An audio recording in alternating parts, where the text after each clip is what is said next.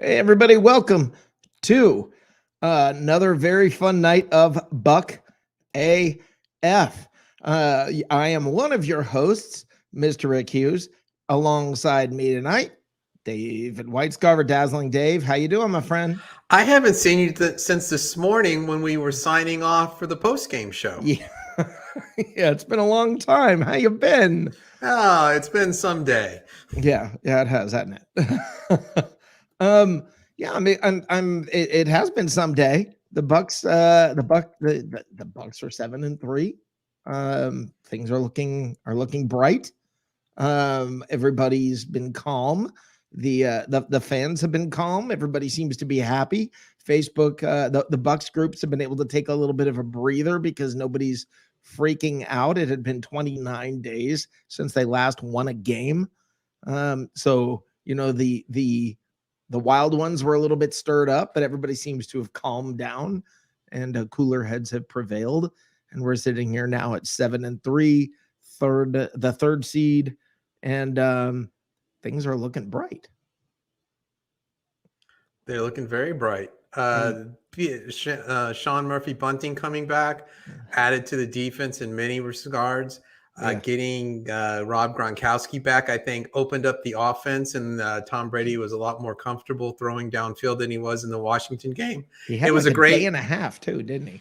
it was a great complete total effort on both sides of the ball. The Yeah, defense, as far as I'm concerned, gave up 6 points. yeah, It was just phenomenal. It's what they needed.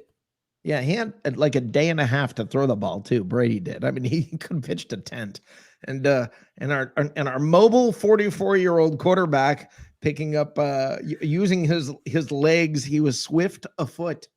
He was Well, channeling his inner Walter Payton. yes, that's right. So everybody, Brandon Flulin says, and I'm sure I said that name wrong. Or says that the Bucks that defense looked sharp last night, and yes, it did, absolutely, and that was fun to watch. We got a heck of a show tonight, guys. We really do have one heck of a show. Two former Bucks are going to be, we're going to have the chance to talk with two former Buccaneers, James Cannida, friend of the show, and Randy Grimes. Guys, we're going to close this show out with a 30-minute interview with Randy Grimes that I want to strongly encourage you guys to stick around for. You'll hear what he's up to, talk a little bit about his career, and a little bit about what he's up to now. And guys, it's a subject that's near and dear to my heart, something very, very important to me. And there's something it's something I want you guys to take take the time to listen to, because I very much enjoyed it. I respect the heck out of this guy, and it was a good interview. We've got a little bit of what's cooking in the South coming at you. We've got, of course, we've got You Are So Awesome coming up. We've got all kinds of good stuff happening tonight. So this is going to be fun, guys. Hey, the Bucks got an offensive coordinator fired. Yeah, yes, they did, and not Jason their Garrett own, is no despite more what on the Giants everybody staff. wanted. Despite all the cries for firing our offensive coordinator, instead the Giants' offensive coordinator, Jason Garrett, got the boot today. Apparently should have played that offense a little bit differently. I don't really know, either that or I think it's safer to say they needed a scapegoat. There you go. So I don't know. By the way, NFL news, guys. The NFL has started later this evening. Has started flexing some games in week 13 to Saturdays, or to Saturday. Just they're flexing some games, changing some times around, trying to get big games into prime time, and a time when there's not going to be any competition. And I want to point something out. The Buccaneers are not in any of those games that they have flexed. And I want to point something out, guys. For before anybody gets on they're showing us no respect, even though we are Super Bowl champions. They are showing us respect. because they're saying we're going to be walking away with the division. There's no real, there are no big games coming up for the Bucs because the Bucs have pretty much sewn up their division. So before you start thinking it's a sign of a lack of respect, it's a sign of respect. Okay, teams like the Raiders and the Browns, teams like that are getting flexed to be seen in these key games because they're the ones who are fighting for position, fighting to make the playoffs. These are the kinds of teams that they're going to focus on. The teams that are walking away with their division, why show that game? You want to watch the games that are probably going to matter the most. So, guys, it's a sign of respect to the NFL, from the NFL, that the Bucs are not getting flexed to prime time like that. And when Benny says versus Buffalo, let me tell you something. Buffalo's not in first in their division. Buffalo, I think, is barely in the playoffs. I think they have the lowest seed in the playoffs, if I'm correct right now. And they are trending downward, and the Bucs are trending upward. That may be a big game for Buffalo, but it's not a big game for both teams. It's not. This game, the Indy game, is a big game. They didn't flex anything for this week, so we don't start saying, why didn't they flex this week? Because they didn't flex anybody this week. They're starting flexing in week 13, and that's the Bills are tied at 6-4 with the Bengals and the Chargers for a 5th, 6th, and 7th. Yeah, and I believe they are right now number 7 in the playoff seeding. If I am correct, I believe I heard that. So I don't know, but the Patriots, are leading that division, and it looks like the Patriots are going to win that division. And the Patriots are undefeated on the road. Yeah, now the Patriots do have big games coming up. They're actually one of the games that flexed, and I'm trying to remember who that was against, and I can't remember. I think it was Indianapolis. Yeah, it's the Patriots in Indianapolis that flexed to prime time. Do you understand the difference, Benny, in why the Patriots and Indy, that's a lot more important. That's a lot more telling than the Bucs, who are already 2 games up with things looking good. Who's going to challenge the Bucs for the division? Probably nobody. I think this is this season has ended up playing well with everybody else losing, and quite honestly, as the Jackass Giants fan has told us on multiple occasions, our division actually sucks, and that's played out, in our favor. He should know. Let me tell you, well, he should know. Yes, he should. And let me tell you that's the way it's been. Tom Brady has a penchant for being in divisions that suck. Okay. He was in he was in that NFC East for a long time, where basically you only had the Patriots, and everybody else sucked. Hey, the Dolphins tied them one time.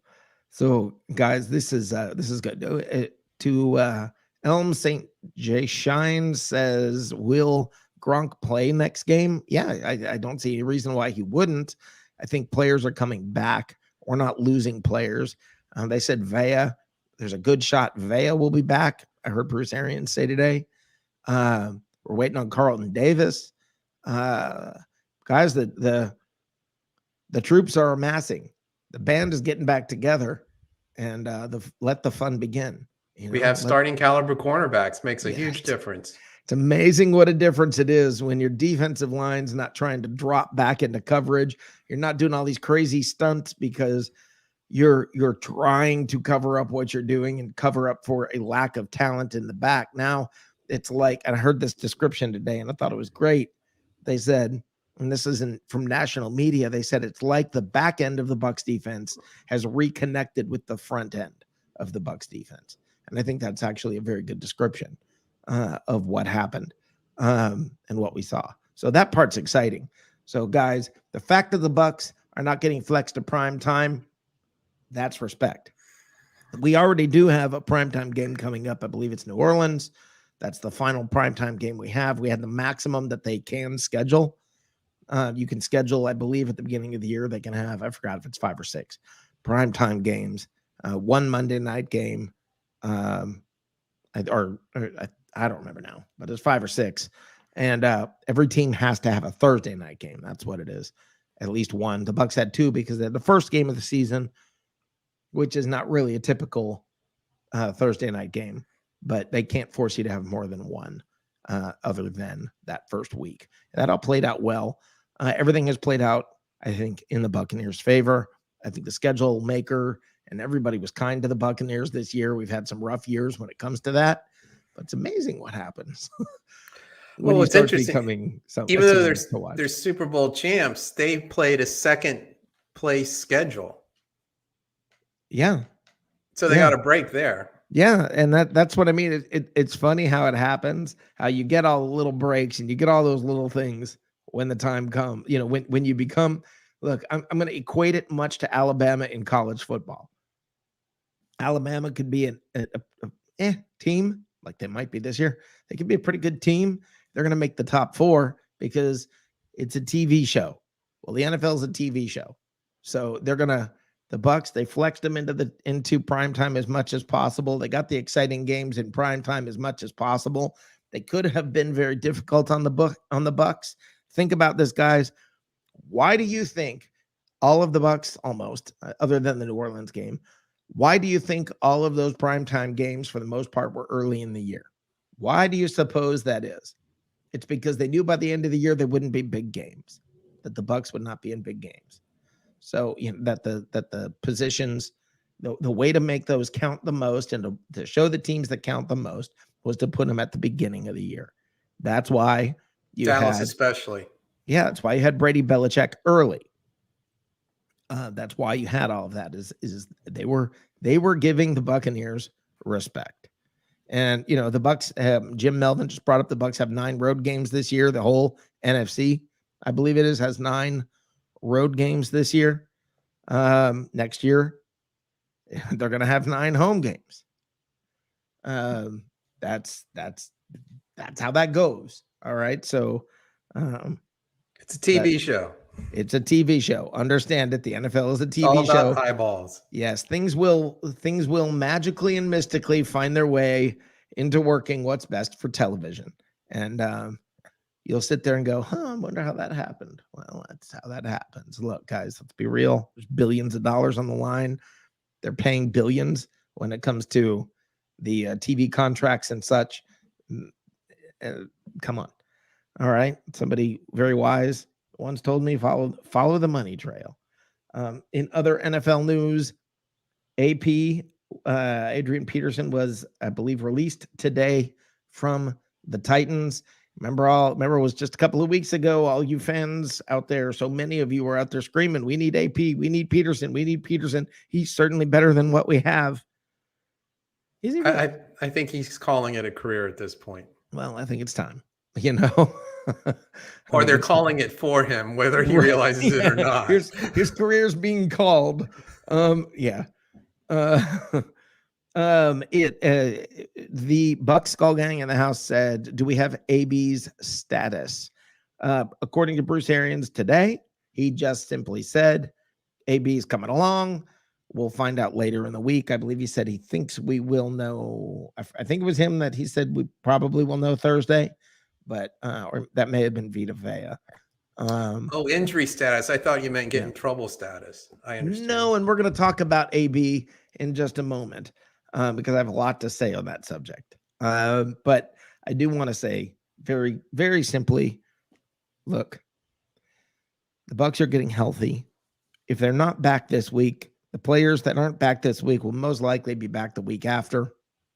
I will tell you, in the post-game speech in the locker room, Levante David said to the team, okay, that was a great game, but we got another big one this week. All right. So he was already right after the game. They were giving high fives, but they were immediately focusing on next week. And they realize it's a big game. They're already talking about the fact that it's a big game. So they're not taking it lightly, at least at this point. Hopefully they will show up guns blazing, cannons blazing. But that seems to be where we're at with that. Let me get into this real quick here. Guys, I want to cover this before our first guest comes in, but our first former Buccaneer. But Ali Marpet, they basically said they don't know yet. They'll know later in the week about Ali Marpet. It's nothing critical, nothing overly serious. He has an oblique injury. If he's not back this week, he'll probably be back next week. Really, pretty much. I mean, the week after you can probably count on, but don't count on anything. But you know what I'm trying to say. I thought Stinney did a great job in his absence. He stepped up and he played. Yeah, he played starter. He was an offensive line starter last night. He didn't look like a backup. No, the O-line performed fantastically. They really did. Okay, so I want to talk about this, guys. I want to get into this real quick. I want to talk about AB. I want to talk about the whole shindig, all the shenanigans with the COVID card, with all of this.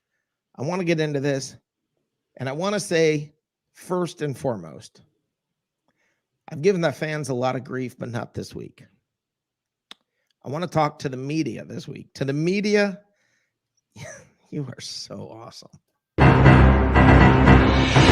You are so awesome.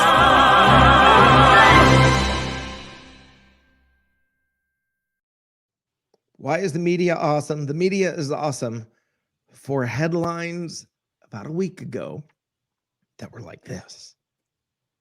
Buccaneers News Report reveals Truth Mom and Antonio Brown COVID saga. Antonio Brown obtained fake COVID-19 vaccine card, former chef alleges.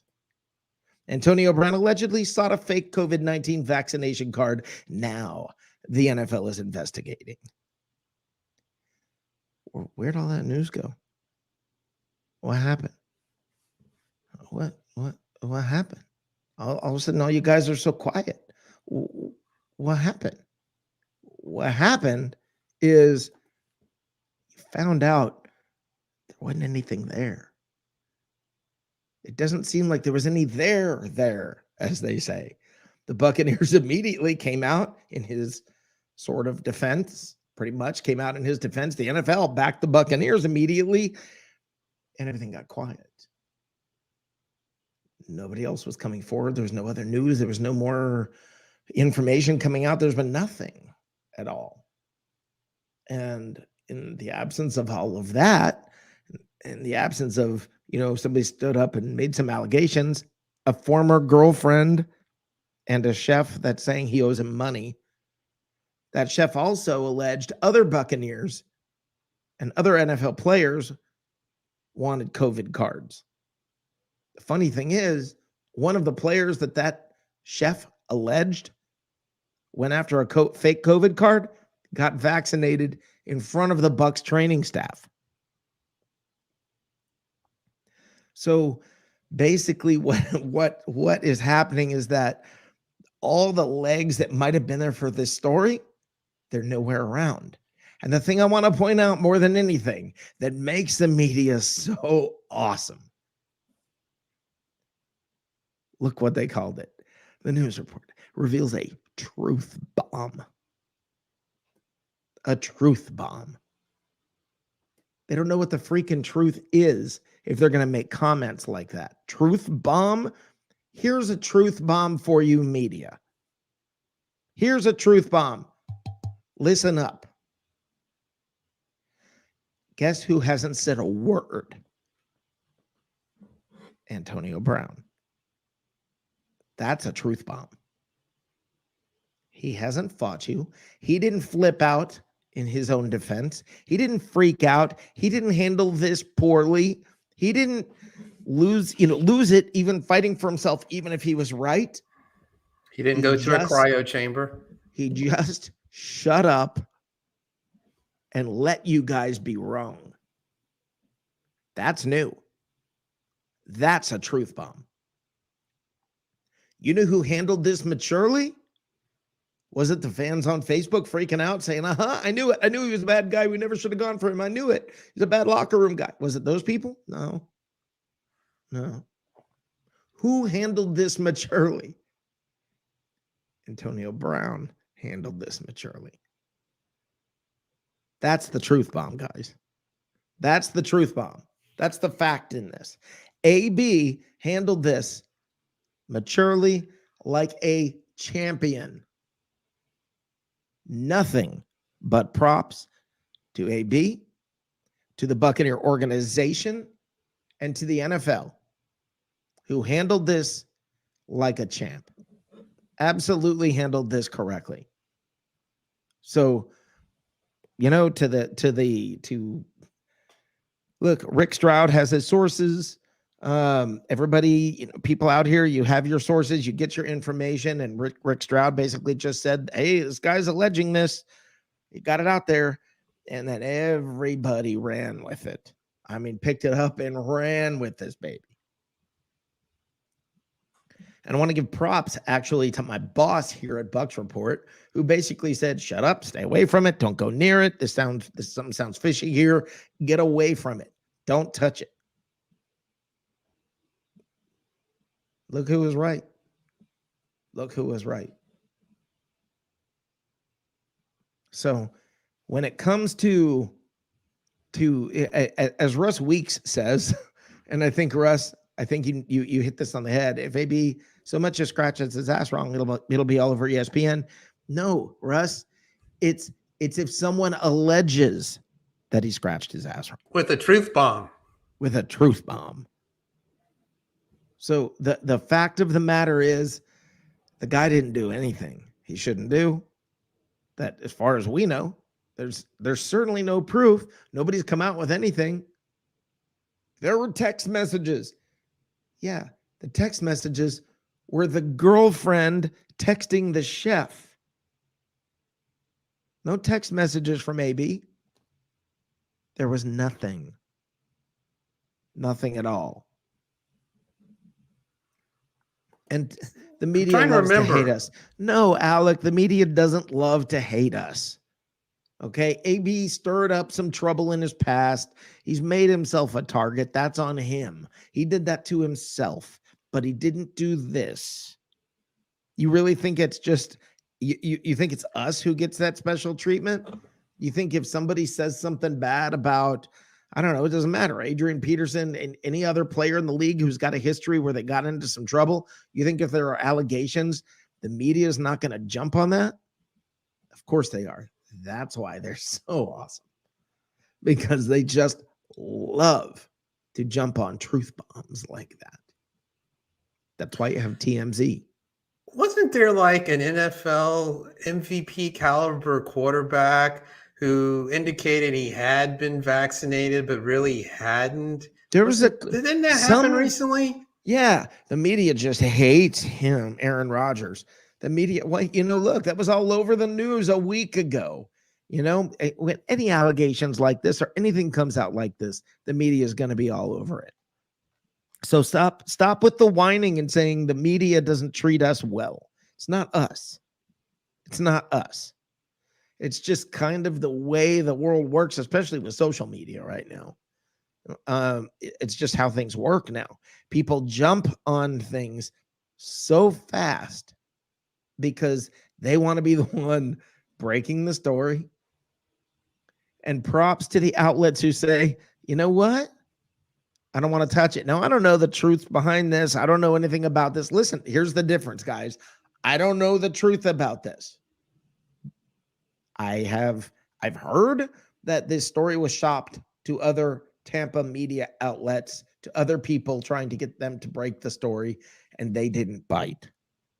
They didn't take it because they said, not enough real substance here in this story. We're not going to touch it.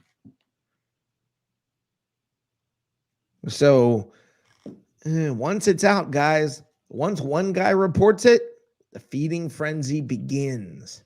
And that's what you end up with.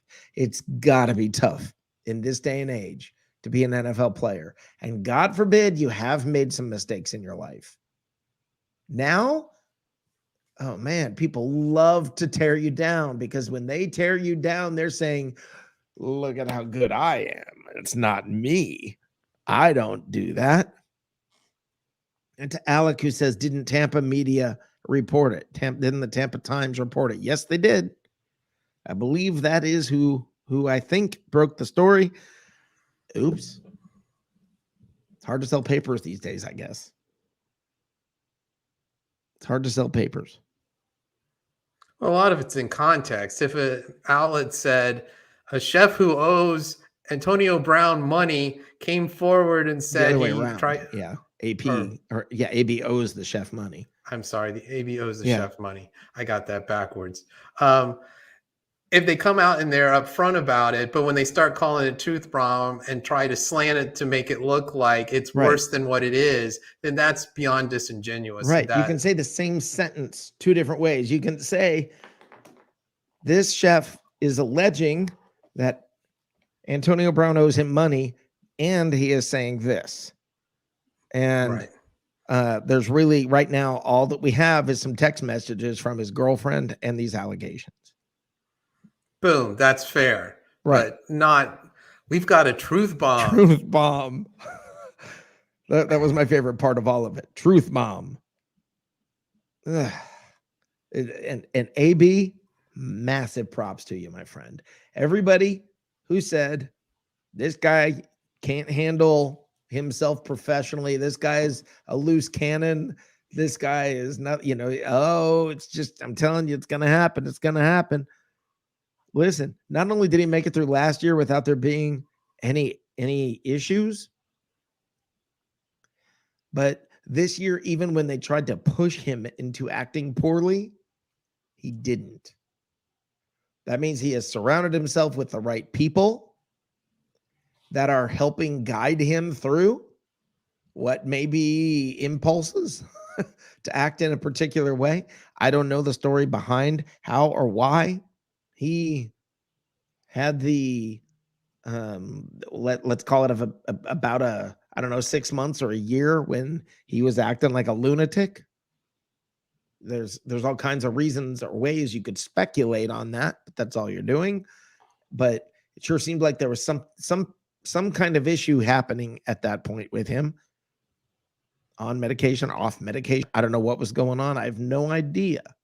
I have no clue what was going on with him during that time. But if you take that little time period out of his career, set it aside, all you look at and go, holy crap, that's a great wide receiver. And people don't like it when somebody does something wrong. You want to hate on them forever because you want to chest thump and talk about how good you are, because it's not you. There's a term for it. It's called virtue signaling. Virtue signaling, where you're sending out signals to say, look at how virtuous I am. By pointing out, look at how bad this guy is. I think this is terrible that he's acting this way. What you're saying is, look at me and how virtuous I am. And that's what has been happening so much on social media and in the media, with all the trying to tear others down, trying to, and people can't wait to find. People are excited about the opportunity. Hooray, AB screwed up. Yeah. If you were one of those people, you better check your sheet. I mean, yeah, something's wrong with you. So, guys, this is good stuff, man. This is good. We got AB, who's acting every bit the champion that he is right now. You've got the Buccaneer team that's getting healthy. There's nothing. Everything looks good right now. Everything looks good. How many do you think the Bucs would have scored last night with a healthy AB in the lineup as well? Wow. And Vita Vea, if Vita Vea was there, and Carlton Davis, what would the final score have been? A lot to prop 3. Yeah. I mean, wow. I mean, they still would have had that touchdown. They still would have had the touchdown because, okay, right off of Mike Evans' chest, it happened. It happens. The ball's not round. Weird things happen. Balls bounce in weird ways. Watch it. I mean, it just happens. So, what are you going to do? By the way, hopefully here in just a few minutes, we're going to have our first guest coming in here. I hope he makes it. He's been sent the link to come on. James Cannida, former Buccaneer, is going to be here. We hope here shortly. And no sooner do we say that than guess who's in the house. Very excited to have this former Buccaneer come in and join us, guys. This is it's an honor, it's a privilege. Friend of the show because he was watching it last week, and boy, does that make my day. James Cannida, how you doing, my friend? I am good. How's everyone doing? We're doing Absolute great. privilege and a pleasure to have you on the show, James. Hey man, thank y'all for having me on. I really appreciate it. Yeah, it was exciting to see your name pop up in the chat, and you know that. Are you the James Cannida? Yeah, it was funny as I was seeing the chat and stuff going on. I was like, "Is that the James Cannida play?" And I was like, "Yeah." I found myself following a lot of Buccaneers groups because I live in Texas now. Everything around me is Dallas Cowboys, and it drives me crazy and bananas.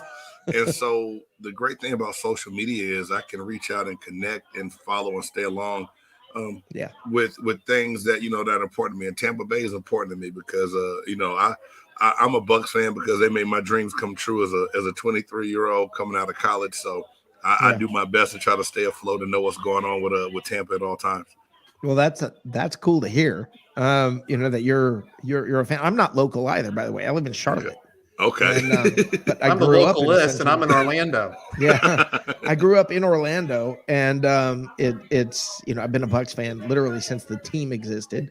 Right. And I mean, to see a former player, to see someone who really still cares about the team and is a fan of the team, and all of that. That's exciting. That's fun. And it's hard when you get to the professional ranks to sometimes separate the business side and fan side. Yeah. And I think because the way things went for me when I was in Tampa and the way things ended for me, I decided to leave and go with Tony when he took a job in Indianapolis. There was never no ill will or hard feelings, between me and the Buccaneers organization. And I still talk to a lot of those guys when I first left. I still talk to some of those guys now. It's so funny. My parents moved to Tampa. They liked it so much for me playing there. So now my mom has a home outside of Tampa that, I try to get to see every so often. Nice. And it's just, it's just been good things. So it's been a great situation for me to where it was never one of those situations where I got cut, something bad happened with the organization. Right. And now I hate them and I don't care if they do good or not.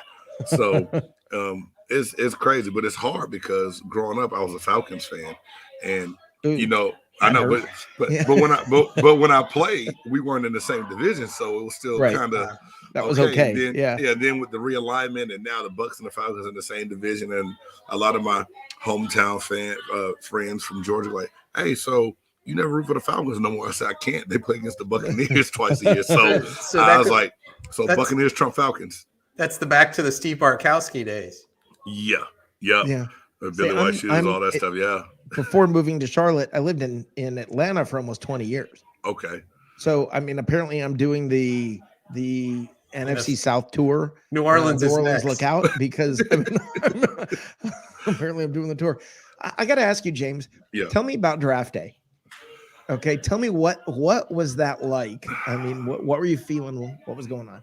Man, draft day was crazy for me because, I was one of those guys. My draft grade was anywhere from, they say, a late third round to seventh round draft pick. So, I knew I wasn't going to be like no early day guy, no first day guy. Back then the draft was on Friday and Saturday.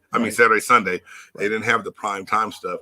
So, and prior to the draft happening, I talked to a lot of different teams, and Tampa Bay was never one of them. And it was funny. I really thought I was going to either Baltimore, Indianapolis, or Jacksonville. Those are the teams I talked to my agent the most, that were calling me the most.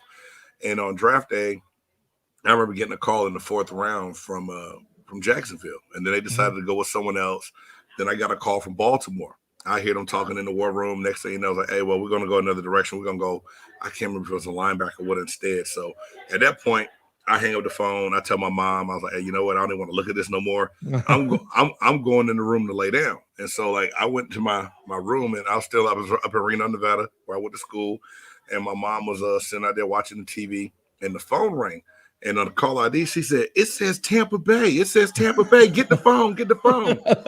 And I was like, and I answered the phone, and there was says, "Hello, is this James?" Like, yeah. Hold on, Tony Dungy wants to talk to you. My mouth about hit the ground. I was like, "The Tony Dungy." I'm like, what? And you know, and Coach Dungy got on the phone and said, "Hey James, how you doing? This is Tony Dungy with the Tampa Bay Buccaneers. We're about to turn our draft pick in. How do you feel about being a Buccaneer?" And I was like, "Coach, I love it." I just started going crazy because I knew of that defensive line already. And so I'm thinking, here it is, a defensive-minded coach, a team that's up and coming, and I'm going to play with one of the best defensive lines and one of the better people all around. I just couldn't believe it. I was ecstatic. And so I went from talking to Tony, and then they put Rod Marinelli on the phone.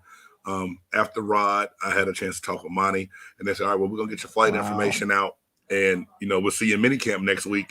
And I was running around, and it was crazy because so by the time I'm on the phone, I run back out in front of the TV, and then I see pick is in, pick 175 of the 6th round. I still remember to this day like it was yesterday, and my name scrolling across, and I had the videotape rolling so I could record it just to see my name go across the screen. Cool.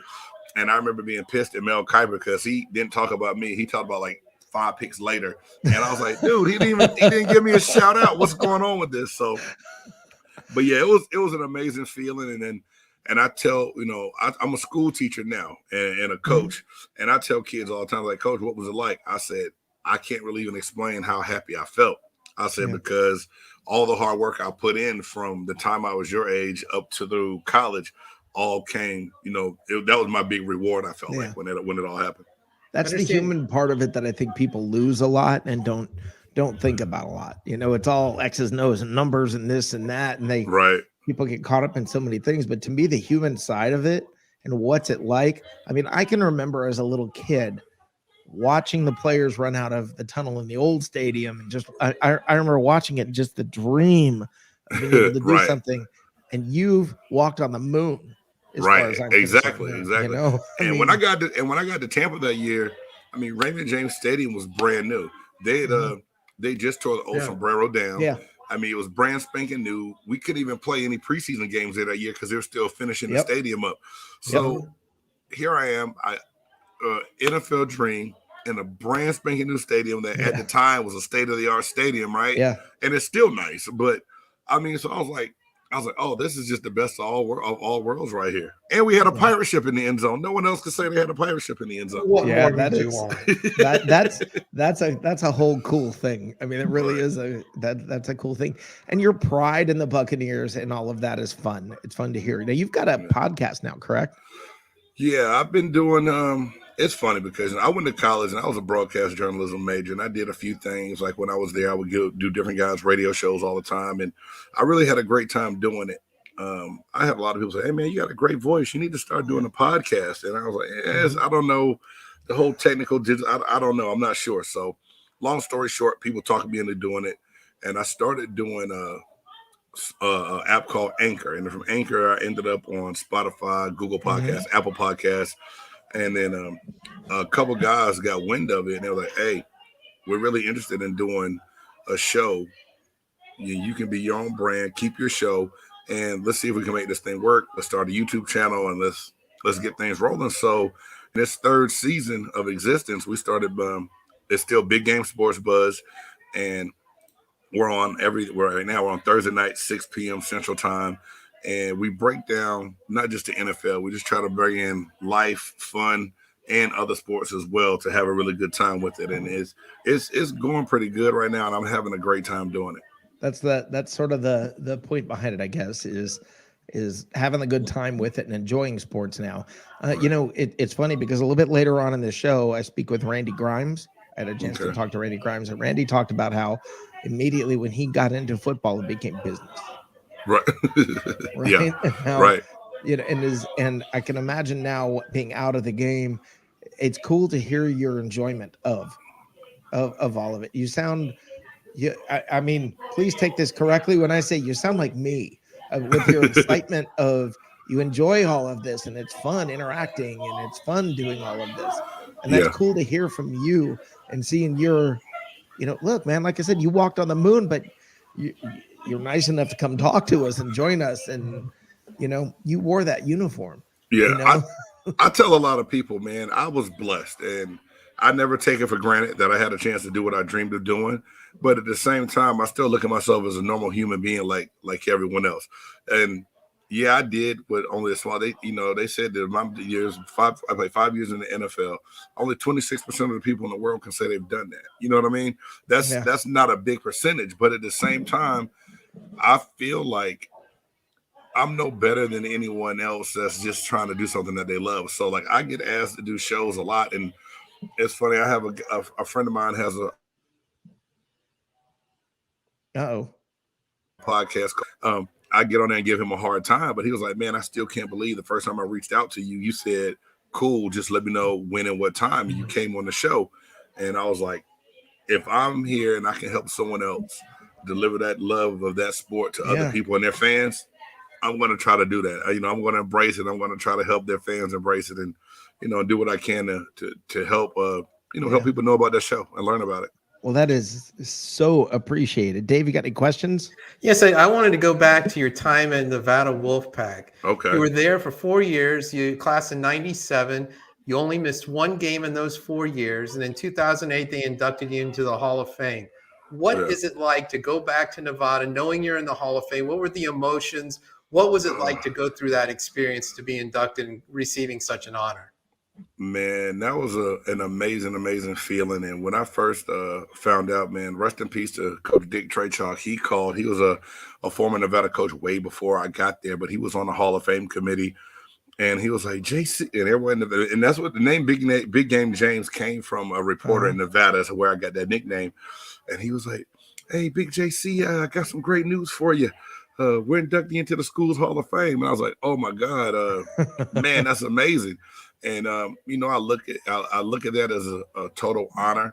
And look back this past year, Colin Kaepernick just got inducted into the school's Hall of Fame, and Nate Burleson went in a couple years before him. And there's some big name guys, but then having a chance to talk to them sometimes going back, and they're like, "Man, you're really one of the guys that paved the way and start putting Nevada on the map to make it where we would even consider going to this university to play football." But it's an amazing honor, and I'm proud to always say too, my wife and I are only the second couple that's both in the school's Hall of Fame. My wife was a hell of a basketball player at the University of Nevada. That's cool. And she went in after me, so I always give her a hard time about first. Yeah, about not being the first ballot Hall of Famer like I was. But it's crazy. And the first time my kids are really old enough to go back, because when I got inducted in 2008, my youngest son was just born, and my oldest was like 6 years old. Yeah. So he had fun running around the field, playing in the locker room, looking at pictures. But when we went back in 2015, when my wife was inducted, they were like, "Whoa, Dad, you were actually pretty good, huh?" That's okay. I was like, yeah, I wasn't bad. I was good enough to make the school's Hall of Fame and then get drafted into the NFL for a little while. I was like, I wasn't bad. But that's another great story too. My oldest son, when he was young, he's probably like 6 years old. We're watching the Buccaneers game on TV, and he stopped in the middle of the game, and he looked at me, he looked at the TV, and he ran up the stairs, and he ran back down. He's like, "Daddy, why do you have the same helmet that those guys are wearing on the TV right now?" And I was like, "Well, Daddy used to play football for them." He was like, "What? You played in the NFL? No one ever told me that." And so he went to school that Monday and was just like, "My dad played in the NFL, guy. My dad played in the NFL." And at that moment, it's big chest, James Cannida, because you were feeling all of that, weren't you? I'm not gonna lie, I ate it up. I loved it to death, and that's great. It's one of those things where even some of my son's friends and their parents, they're like, "Man, you never really talk about the NFL a lot." I was like, "Well, there's a lot more to me than just being a professional football player." Now, I'm proud. I love it. I'm glad I did it. But I don't want to come off like, "Hey, how you doing? I played in the NFL. You didn't." Right. So it's something that I would never really bring up unless, it's brought up. And then I'll talk about it. But I don't just walk around like, "Hey, you know me? Former NFL guy." I just, I'm not that guy. That's just not the kind of person I am. Yeah. Well, you're obviously that you got the human side down. I mean, you've got that on lock, and that's awesome that you're, it's one thing to be a great NFL player. It's one thing, all of that, but that's usually, if you're lucky, 5 years, 10 years, lucky, right. Then you got the rest of your life.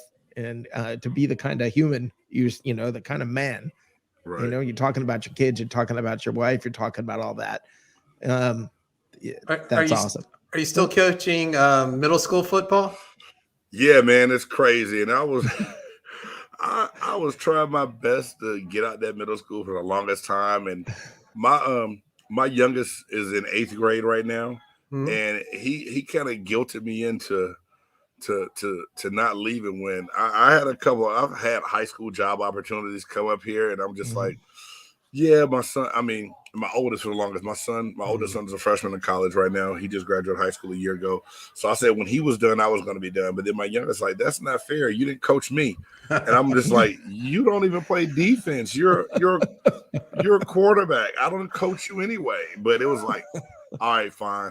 I won't leave or look to leave until you're at least done with your 8th grade year. So yeah, I'm still coaching middle school football, and it's a humbling experience because you talk about bringing it back to the pure bare bones of X's and O's. Yeah. You got kids that don't even know that the butt pad goes in the back. They think it goes in the front sometimes. So you're strictly starting over from scratch for a lot of these kids. Now I will say this, Texas is a football hotbed. Yeah. So you get a lot of participation, and you'll get a good chunk of kids that have played since they're really young, but a lot of parents aren't letting their kids play until they get to middle school. So we still get a giant wave of kids that have never played the game before.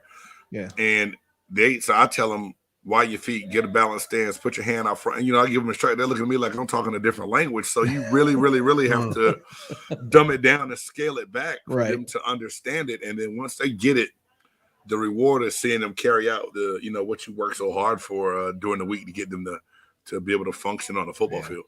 Yeah. What's your favorite memory as a Buck? Oh man, I feel like I have several, but I know one time Philadelphia, no one expected us to win the game, and to have success up there in the regular season is always memorable. And then just some of the battles that we had up in Green Bay, with that being a division game, and always having a tough time with Brett Favre and those guys. It's funny because I told one of my favorite stories was honestly my rookie year going into a preseason game, and it was the first game of the preseason. I wasn't getting a whole lot of playing time in the first half, and then Rod says, "Hey, get ready, you're up. You're probably gonna play most of the second half. Are you ready to go?" I ran over to Saps like, "Man, what do I do? I gotta get ready." And he hands me a smelling salt. He said, "Hey, just sniff this, and then when you're ready to go out on the field, you'll be good to go." I get the smelling salt. I take a big breath of it. Next thing you know, I'm on the field. I couldn't even breathe. I'm like, I'm gonna hyperventilate and pass out before I even have a down in the NFL. I'm like, they're gonna have to come get me off the field from passing out before I even play a down. And I was able to great story. I was able to kind of calm down, get my composure, and play. And it was just funny because I was in Canton, Ohio, Hall of Fame game against the Pittsburgh Steelers in that preseason. But once I got in that game and it had some success, and I realized like this is still football. Just everyone came out of their school as the best athlete and best player, kind of how you were at yours. So you're just gonna have to bring your A game all the time. But that memory there, that smell of salt, and whenever I tell that story, people use like stitches, and I was like, Todd Torricelli is gonna come out here like, I got a kid about to pass out from a smell of salt, and he hadn't played it down. I'm like, I can't pass out on the field from a smell of salt. So, that's hilarious. Yep. That is hilarious. James, I want to thank you for being here. I really do. I'd keep you here all night, but I can't do that to you because I want you to come back. Absolute pleasure. Hey guys, man, thank you guys so much for having me. I really appreciate it. And anybody that's out there, you get a chance, check out the channel Big Game Sports Buzz please do that. on YouTube. It's like I said, my buddy Jay Stocks and I have a great time, and continue to do what y'all do because you keep me well informed and know what's going on every time I tune in. So I really appreciate it. Awesome. Thank you, James. Thank you so much. Thank you. Thank you. It's You're been a welcome. pleasure. Have a good one. All right, you too. James Cannida, folks. That's our first former Buccaneer of the night. And first smelling salt story, and probably our first ever. smelling salt story. And I am so excited. I mean, what a great guy. That's a cool thing is what a class act of a human being. And that's more important even than any of it. So that's awesome. I mean, that makes my night. Proud that's a proud moment for me here on the show. And it makes me proud that there's a good dude out there, that's still representing the Bucs years later. And that's exciting. That is awesome. And before we get to the Randy Grimes story and all of that, I want to do something else that we do around here from time to time.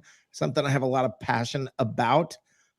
There's a couple things that I love more than just about anything in this world. I love the Bucs and I love food. So let's get to what's cooking in the South.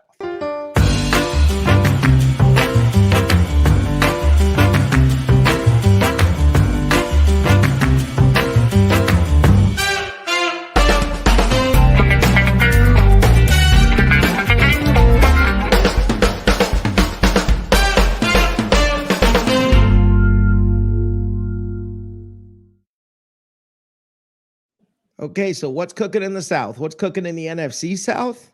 Well, let me say this: only the Bucs, because everybody else sucks. It's just a fact. The Saints are looking like things are coming apart at the seams.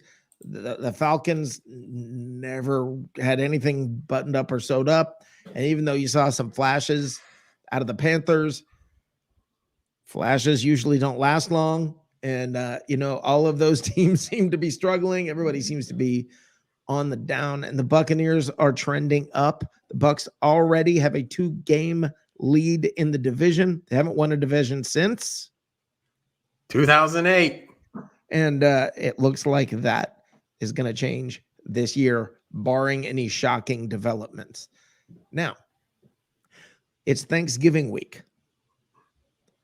And if you're like me, and you're going to end up in a tryptophan coma, if you love your turkey, love this sort of stuff.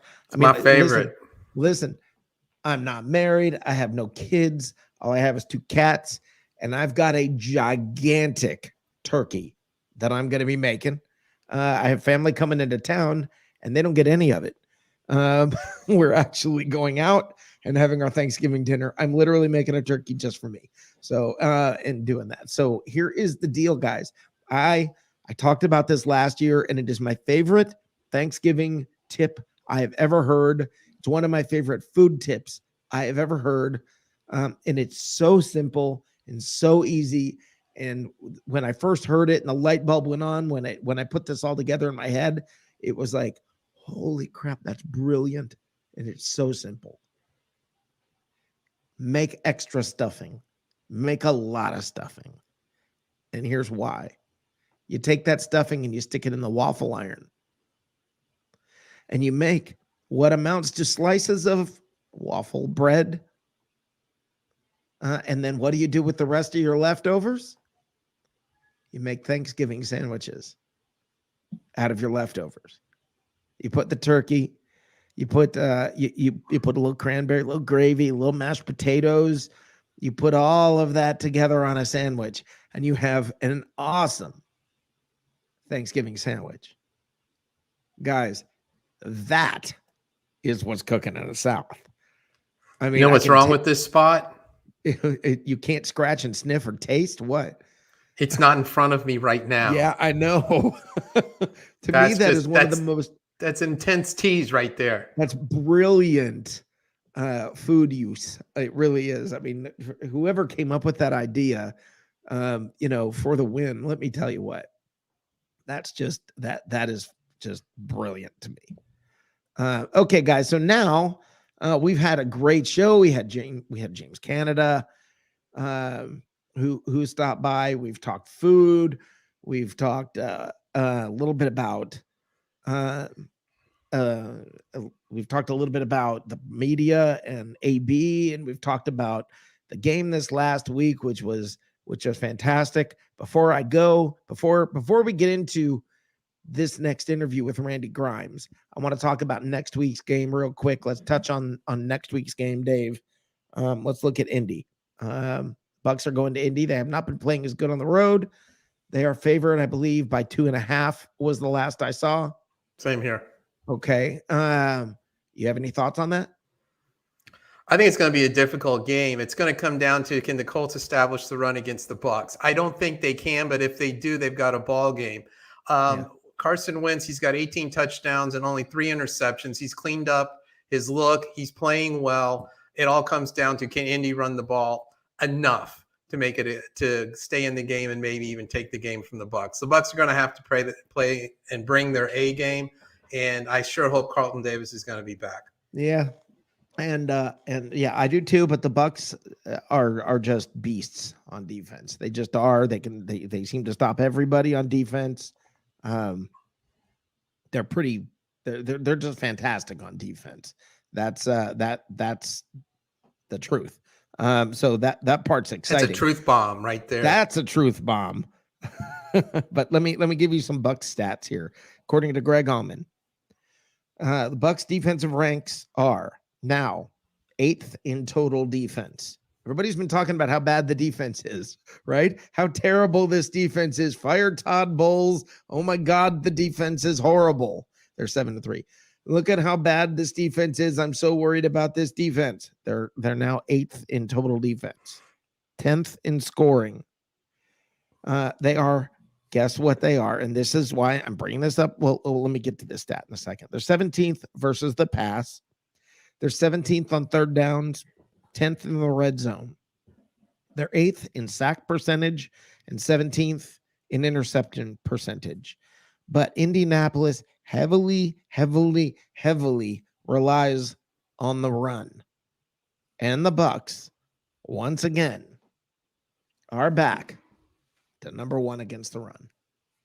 So, guys, I think this is a good matchup. I'm not saying that the Bucs are a lot better than Indianapolis. I'm saying I think this is a good matchup for the Buccaneers.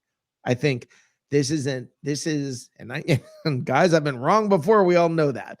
Okay. But I think this is a game that's actually easier than playing the Saints, because the Saints is a bad matchup for the Buccaneers. So let's see what happens, but I'm feeling good about this Indy game. I don't know about y'all. Put it in the chat. What do you guys think about the Indy game? I want to hear about it. And so I'm going to play a video now of an audio interview that I did today with Randy Grimes.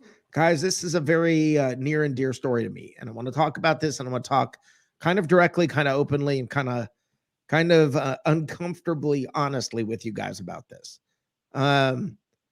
This is a subject that is near and dear to my heart. First of all, Randy, thank you, Randy, for taking the time with me today, and not being short with your time, not anything, but really taking enough time to talk to me and tell your story.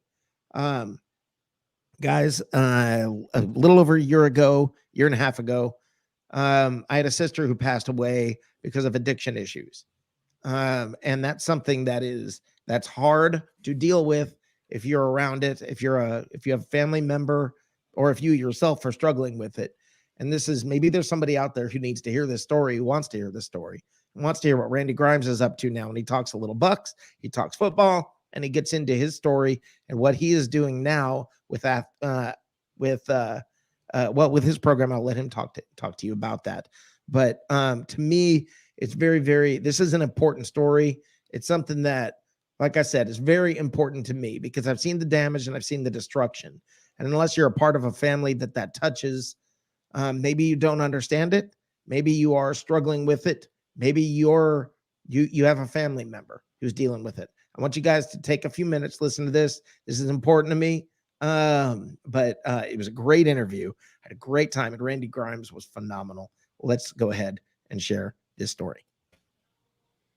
All right, everybody, welcome to the show. Welcome here to Bucs Report. Randy Grimes. It's an honor to have Randy Grimes in the house, former Tampa Bay Buccaneer, for 10 years, 1983 through 92, I believe, and left guard, center. If you've been a Bucs fan for long, you know the name, and you know a little bit about him. And Randy, it is an honor to have you here. Well, thank you. And hey, I got to say something about that left guard thing. That was my first start in the pros, and it was at Texas Stadium against Randy White. And I'd never played left guard in my life, and I grew up a lot that day. Let me just say that, okay? Yeah. And I don't think I ever went back to left guard either. But Yeah. I grew up a lot as a professional football player that day against Randy White. Yeah. I think a lot of players have similar experiences, but after that point, they're not around for 10 years. You were you came out of Baylor, conference champions. You played with some pretty impressive folks there at Baylor. Who were some of your teammates there? Oh my gosh. Well, you got to start off by saying Mike Singletary. You know, Mike Singletary broke 4 helmets in his career, and 2 of them were on me at Baylor.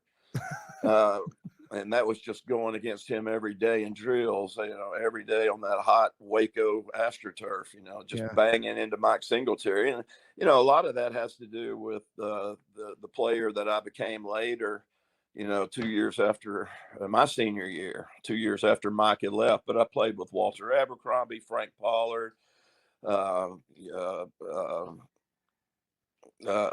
Ronnie Bo Lee, the big tight end at Miami. There were just so many great players that came. Van McElroy, so many great players that came off of that 1980 Southwest Conference championship team. Even though we got crushed by Alabama in the Cotton Bowl, that was a great team. Yeah, I mean, household names, you know, and now your experience. You came into the pros, got drafted by the Buccaneers. Honest first thoughts when you got drafted by the Buccaneers. Oh, I'm going to a playoff team because they went to the playoffs in 1982, strike shortened year. And also I was a kid from deep East Texas, so I'd never even seen the ocean. So that was 2 big pluses there, that I was going to not only a playoff team, but to the seaside community of Tampa, Florida. And that was huge. Yeah. And you played with some great players, and were around some great people. You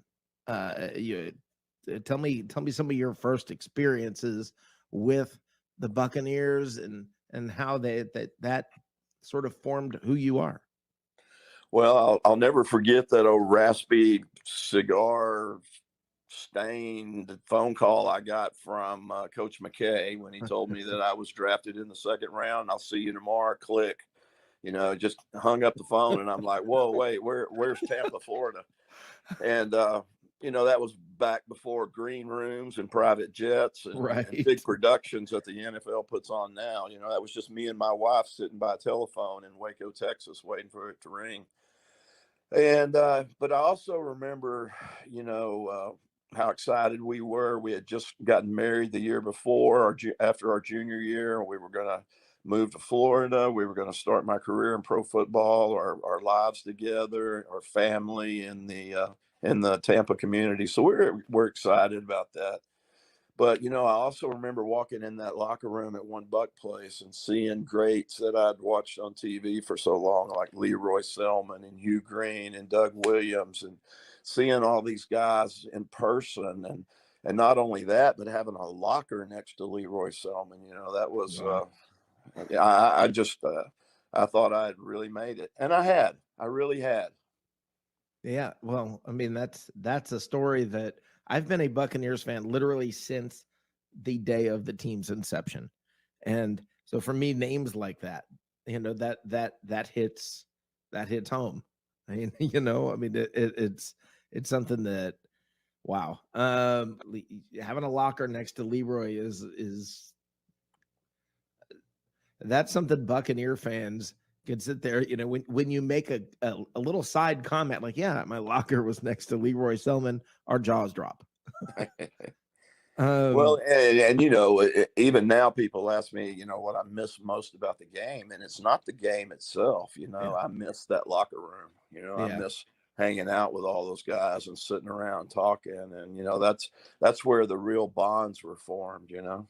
Yeah, and I know that that's 10 years of that, and 10 years of battle side by side with these guys. And you hear the same sort of thing from folks who've literally gone to battle, talking about the same thing. It's that they miss that camaraderie and that brotherhood and that atmosphere, that everything. And I think you see it in today, especially in a player like Tom Brady, who looks at it and says, I don't want to let this go because of that. Now he's still playing at a level where he didn't have to, but you've had quite a bit of, I know football takes its toll on a player, and I know that has helped to sort of form where you are today, and some of what you're involved in today. Can you tell me a little bit about how you got involved in sort of how about this? Tell the folks what you're doing today, and about your platform, and let's talk a little bit about that and go there. Well, I'll start off by saying I have a nonprofit that's called Pro Athletes in Recovery. And there's a reason why I have that nonprofit. And I'll get to that. But let me start by saying, I played back in an era where the mentality was from the coaching staff, if you don't practice hard, you're not going to play hard. So we would literally beat the crap out of each other all week long. And hopefully there'd be enough left in the tank to play on Sunday. It was that old junction boy mentality, that Bear Bryant mentality where, if you don't practice hard, you're not going to play hard. So a lot of the injuries that I received over the course of that 10 years were actually on my own practice field. And, I played for 5 different head coaches. I played for 6 different offensive line coaches. I probably had 10 different quarterbacks get up under me in that 10 years, a couple, 3 general managers.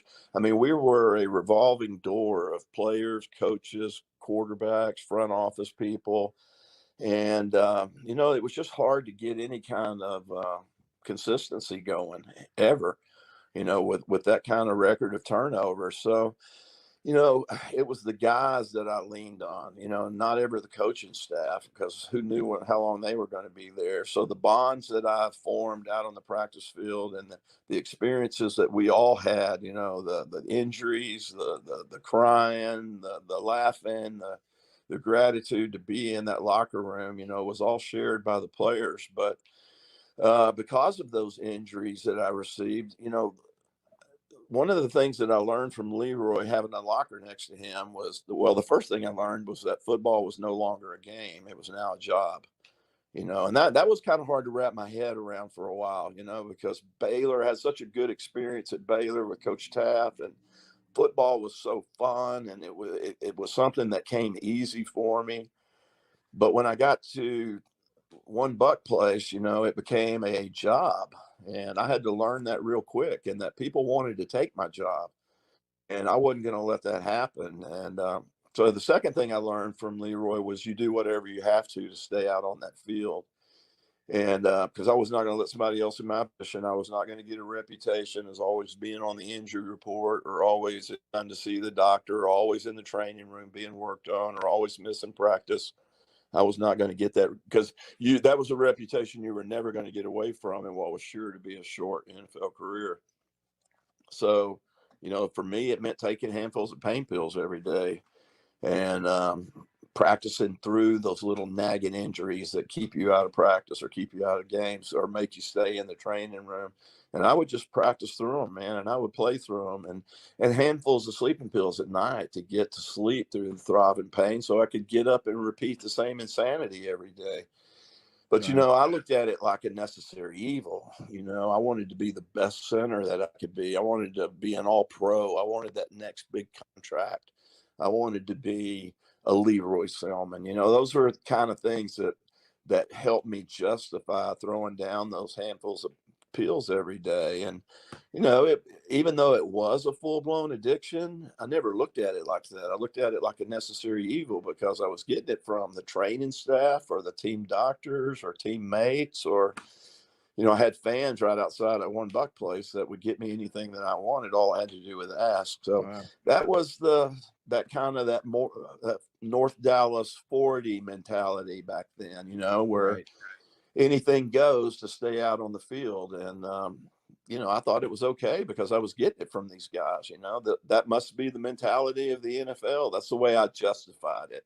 Right. And wrongfully so. But, when you want to be the best you can be, when you want to feed your family, when you want to play the game forever, you're willing to do that.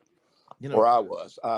Yeah. Well, one of the things, well, a lot of players, especially then, were, but one thing that goes through my mind when I think about, okay, you're taking a handful of pain pills. How do you function day to day, day in and day out?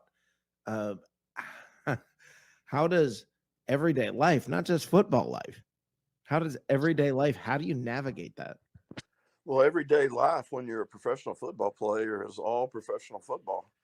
I mean, you you wake up in the morning at your home, you drive to work, you're there all day, you come home after working out hard all day, and you crash, and you crash on the couch or you crash in bed, and after you've been working out in 100-degree plus heat, then nobody's going to it's not going to raise any eyebrows with anybody, the fact that you're coming home and just crashing. Yeah. So, all the signs that were there were not really noticeable because of that. And I'm talking about with my wife or my children or anybody else, So, you function, you just do it. But I will say this, that my necessary evil, I was calling it then, had progressed to the point to where the last couple of years of my career, I was playing games in complete blackouts, man. I was Wow. I was playing every snap starting center in the National Football League. And I'm talking about listening for audibles, changing blocking schemes, getting guys going in the right directions, declaring strengths of defenses, finding linebackers, making sure everybody's going in the right direction, listening for snap counts. Complete blackout. I would be home late at night, laying on the couch after a 1 o'clock Sunday football game. And I would kind of start coming out of that blackout, and I'd be all beat up and dehydrated, fingernails all torn up, and everything you are after an NFL football game. And I didn't remember any of it. I'd have to watch it the next day on film with everybody else. And I always played good. I always played good through those blackouts. And that kept it going another week, Does that, and sort of the reason I guess I went there, I've been touched, especially recently in my life, with a sister who passed away due to addiction. I'm sorry. Well, that is the reality of life, and that's part of why I'm so happy about you being here, is because to me this is an important issue, because you while your body was taking a beating, whether it's mentally, emotionally, whatever, people go through things, and they're beat up in their own ways on a day-to-day basis, and they do what they have to continue. It's the same mentality you're talking about. And there may be a listener out here right now who's battling that. There may be somebody who's going through, in a whole different way, the same sort of battle. And how they navigate through day to day, how they navigate through life is something that what you're describing, I think might, may somebody out there may recognize, hey, wait a minute, that's me. What's your and I guarantee you there's somebody listening that's struggling with this, it happens to everybody. It happens to good people. And, we're a country that's so quick to self-medicate and just put a Band-Aid on everything instead of just dealing with it and trying to move past it and learning tools to cope with it. So thanks for saying that. Yeah, well, it's the truth, and it's important to me that people realize, you're not the only one out there like this, and don't be embarrassed.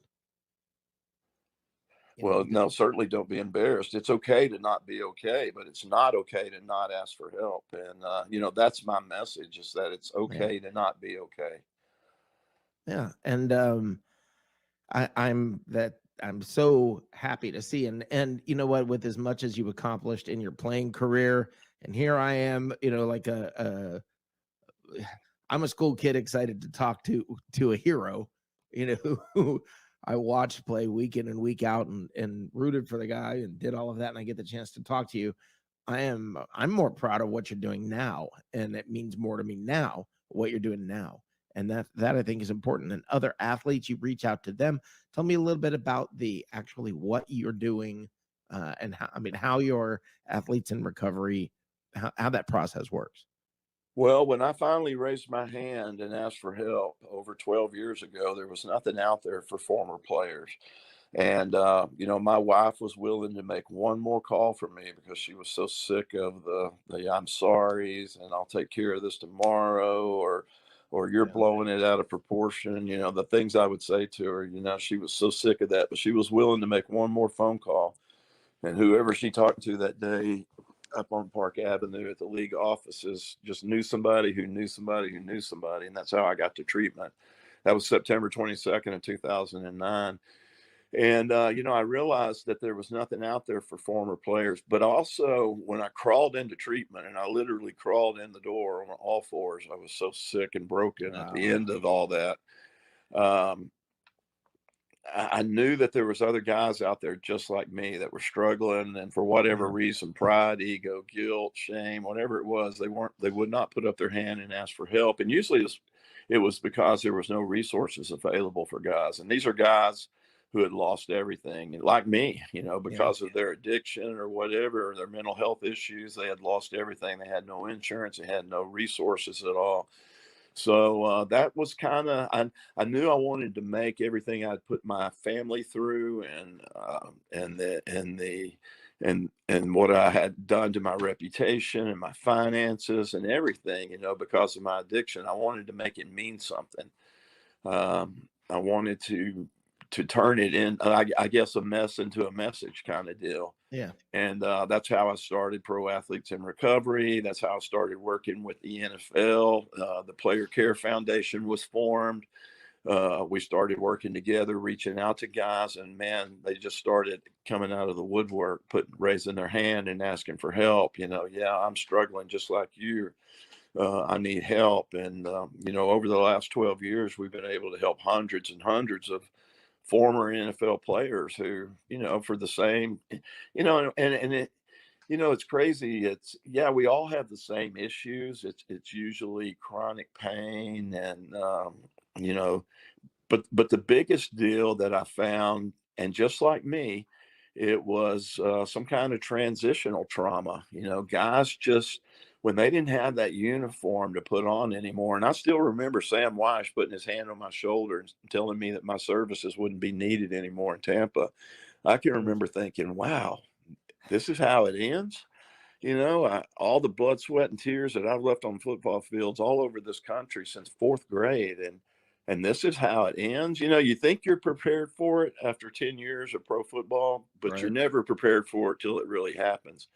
And I can remember struggling for years after I left the Bucs, when I didn't have that uniform anymore, when I didn't have that playbook anymore, or that itinerary to look at. When I wasn't Randy Grimes, the football player, anymore, I struggled for a while. And that was the same issue all the other guys were having too.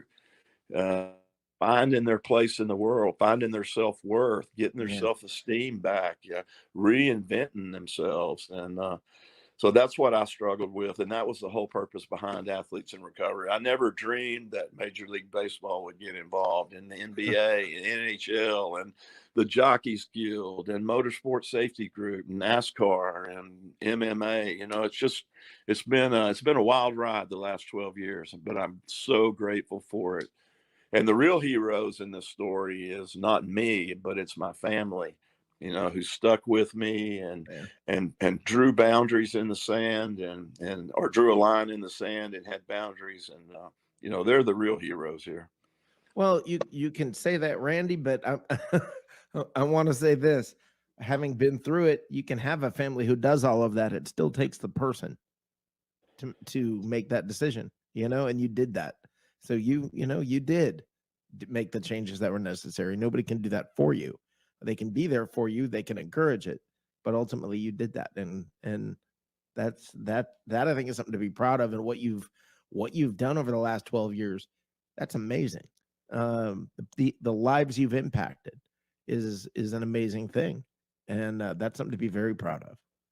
Well, thanks, Rick, and you know what my family went through with you, because you went through it too with your sister, and my only regret is that it took so long for me to finally raise my hand and ask for help. So yeah, but you did it. So I did it. I bet I did it. Yes. Yeah, and that is something to seriously have to really genuinely be proud of, and as you look forward with your program, with everything you're doing, what is it that what's next? What do you hope for the future? What are you looking forward to? Rick, what's next is to keep doing what I'm doing, because this thing is not getting any better. It's only getting worse. Right. And there's more people out there that need to hear this message. Not only my message, but everybody's message is that there is hope and help out there. I'm looking at the new overdose statistics for just opioids, and we're up over 100,000 a year. And that's just opioids. We're not talking about the alcohol epidemic that's still going on and killing more people than that every year, and prescription medications and the meth and cocaine problems that are out there. It's just like I said, we are a country that self-medicates, and we try to numb up through our issues and our troubles instead of finding those tools that help us cope with it and deal with it and move on. And so my just to continue doing what I'm doing is what I plan to keep doing. Excellent. Well, I mean, it's something that if there's ever any way that Bucs Report or me can be of any help, any service, anything we can do, any needs you guys have, anything like that, please let us know. I mean, that it's something very near and dear to my heart. And I want to ask you, I want to talk a little bit of Bucs. I want to ask you something. What's your favorite memory when you look back at those years? You've been through some hard times, but there's got to be something that when you look at that and that memory that just puts a smile on your face every time when you're by yourself and nobody's around. What memory is that? Yeah, well, a lot of them I probably can't talk about, but it's being in training camp with the guys. It's the memories of going out, after that night meeting, and where we maybe had an hour and a half or 2 hours where we could spend with each other before we hit bed check. It's most of my best memories didn't happen on the field. They were off the field, on road games where we had time to go out in that town and hang out together as a group, whether it was offensive linemen, whether it was a lineman and a quarterback. Somebody had to pay for it, right? Yeah. And or just kind of hanging out in the hotel with the guys. Those are the best memories, and those are the ones that I cherish the most. And we had some great wins. We had a lot of great losses too. My best year was 6-10, so that's nothing to really brag about. But thinking back, I wouldn't trade any of it. I had a great career. I made a lot of good friends. Tampa Bay was a great community to raise my children in. Yeah. And I mean, it would have been nice to have been on a Super Bowl team, or at least a playoff contender like San Francisco or the Cowboys or some of those great teams back then, Chicago, 85. But, thinking back now, I wouldn't trade any of it. And and even what I went through with my necessary evil, as I called it then, because now I can look back and say God was just kind of preparing me for what I do now. He was preparing me to get indoors that other people couldn't, to reach a population of people that other people couldn't or was not doing. And so I look at it now as everything was a plan, and it was just kind of preparing me for what I do now. I used to think that football was life and death, because everything was wrapped up in football. It was my identity. And now I realize how stupid that was, that it was only preparing me for this is what I do now, and this is life and death. Yeah, it's funny. You look at things like, okay, you thought you were a football player. That's who you were. You know, that's what Randy Grimes would be. And the truth of the matter is you're a man. And when those football playing days are over, you're still Randy Grimes. You're still the man with the same people around you. And the highlight, I think, of the Randy Grimes story is now. And that's a pretty cool thing to walk through 10 years of the National Football League and to have your highlight ahead of you is a pretty cool thing. It was life-saving for me. And, Yeah. I couldn't have done it without organizations like White Sands Treatment Center, having the right therapist involved, the right clinicians and medical staff involved, because these guys all needed a really high quality of not quality, but they needed a really high level of care. Yeah. And, I'm grateful for that organization, that they're able to support the pro athletes in recovery and the people that come in for help. So thank you to White Sands Treatment Center there in Tampa. Randy, I don't want to keep you too long because I do want to have you come back at some point. Man, I could talk about this all day long. Yeah, this is exciting for me. It's an opportunity for me to really touch on a message that is so near and dear to my heart, and to be able to talk to a hero, a guy that I watched when you were, all the blood, sweat, and tears, and watched and cheered, and it meant a lot to me. Those days meant a lot to me, and I want you to know that what you're doing today means even more. So I really want to thank you for being here. Well, thank you for the opportunity. Thank you for the platform, and thank you for helping me share the message, man. Yes, sir, my friend. Anytime you want to reach out, get that message out, anything, we are here, and I'm sure I'll be bothering you again in not too long to come back around. I hope so. Call Thank you, anytime, man. Yes, sir. Thank you, my friend.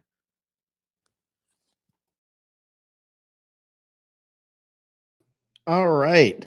Happy to have been able to share that time with Randy Grimes. And that's such a great story, and to see who he is now, what he's become. It's fun to be proud of a Bucs player, but it's even cooler to be able to look at him and be proud of what he's doing now. And that's pretty awesome. Thanks for sticking around, Dave. Yeah, that was a great spot, Rick. Excellent. Well done. Yeah. And if anybody does, if you're out there, two things I want to say. If you're out there and you're struggling, like he said, it's okay to not be okay, but it's not okay to not reach out and try to change that situation. So please, if you're struggling out there, stop the denial, stop pretending, stop lying to yourself and to others, and come to the reality of what's happening, and change. Because you see, he's a new man. Things, all of that's is behind him. He's got a great family. Everything is great. Same thing can be for you. The other thing I want to say is, if you have a family member or someone you care about very much that is dealing with that, that's a tough thing to go through. And you're put in a situation where I know the struggle or the guilt that you can go through. Do I say something? Do I not say something? If I say something, am I pushing them away? If I don't say something, am I complicit? Am I, what do I do? How do I handle it? And it's a tough battle. Just know this: show your love for that person, be there for that person, be honest with that person, be direct with that person, but and don't blame yourself, and understand they have to make that decision. They have to decide. It's not something, whether you say something or don't say something, that's going to make the ultimate difference. That person has to decide. So that's just for, if you've got someone out there in your family, someone you care about, that's something that you might need to hear. So, but please just know, look, reach out to me. You can reach me on Facebook. You can reach me on Twitter. If you need to reach out to somebody, I'm right here. Okay. I'm right here. There is hope, but you do have to reach out. That's correct. That is correct. All right. Thank you guys for coming. This is my favorite show I've ever done. Thanks, guys. I appreciate all of you being here tonight. Dave, I appreciate you being here as always. And Pleasure Sunday, to be here. Yeah, Sunday, back at it. Back at it one more time. And I'll actually probably be hopping in the post-game show a little bit late. But that's because I get off work at 4. But I will, I'm fortunate with my job. I'll be able to keep an eye on the game and all of that. So I'll be ready to go with all of you. And I'm looking forward to this. Any last words, Dave? Great show. It was a pleasure to have James Cannida on, and your fight with Mr. Grimes was outstanding, and it was just great to be a part of. Yep, fun night, very fun night. Thank you, James Cannida. Wow, it's cool. We got some good former Bucs out there, and they took a little time to spend some time with us today, guys. All of us. Makes me even more proud to say the thing I always say, the way I always end the show. Go Bucs. Go Bucs. Go Bucs.